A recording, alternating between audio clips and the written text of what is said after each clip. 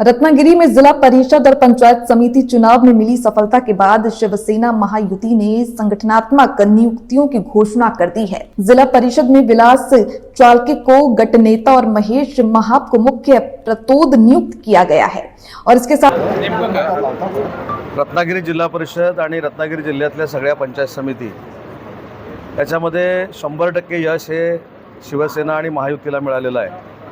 आज 41 सदस्य रत्नागिरी जिल्हा परिषदेचे उपस्थित होते आणि त्याच्यामध्ये माननीय एकनाथ शिंदे साहेबांच्या आदेशानुसार गटनेते म्हणून विलास चाळके आणि जिल्हा परिषदेचे मुख्य प्रतोद म्हणून महेश महाप या दोघांची निवड झालेली आहे। तसेच पंचायत समितीचे गटनेते आणि मुख्य प्रतोद यांच्या देखील निवडी झालेली आहेत। या निवडी 6 वर्षासाठी असतील।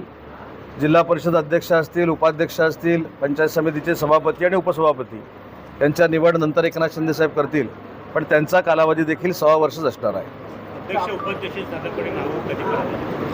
नाही, नावं आता तरी कुठं कोणाला माहिती होते? नावं आज सकाळी फायनल झाली, साहेबांनी पाठवली, आम्ही जाहीर केली। तसं अध्यक्षांचं आणि उपाध्यक्षांचं नाव देखील आणि सभापतींचं नाव हे त्या दिवशी सकाळी स्वतः एकनाथ शिंदे साहेब पाठवतील आणि त्याच्यानंतर जाहीर होईल।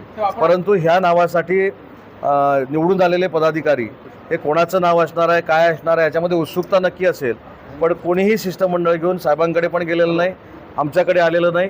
त्याच्यामुळे शिवसेना पक्षाच्या मुख्य नेत्यांचा, पक्षप्रमुखांचा जो आदेश होईल तो सगळ्या सदस्यांना मान्य राहील। आपण आता आपले मनोगत व्यक्त करताना काही कडक सूचना दिलेल्या आहेत, त्यामागची नेमकी आपली भावना काय? नाही, कडक सूचना दिलेल्या नाहीत। मी माझी भावना व्यक्त केलेली आहे। या सूचना नाहीत किंवा आदेश नाही।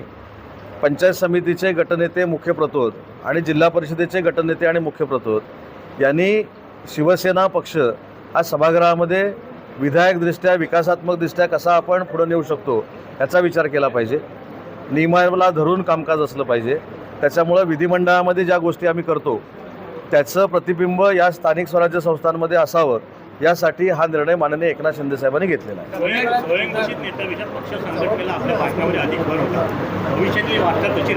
तुम्ही जर यावेळचे निवडून आलेले सगळे आमचे उमेदवार जर बघितला असाल तर सर्वसामान्य कुटुंबातले आहेत, युवा आहेत, बुजुर्ग देखील आहेत। 80% नवीन चेहऱ्यांना आम्ही संधी दिलेली होती। त्याच्यामुळे इथं स्वयंघोषित कोणच नाही आहे। इथं सगळे पक्षाच्या जीवावर निवडून आलेले आहेत, पक्षाच्या शिवसैनिकांनी काम केलं म्हणून निवडून आलेले आहेत आणि म्हणून प्रत्येकाची रास्त भावना आहे की जे निवडून आले त्यांनी पक्षाचा मान सन्मान केला पाहिजे।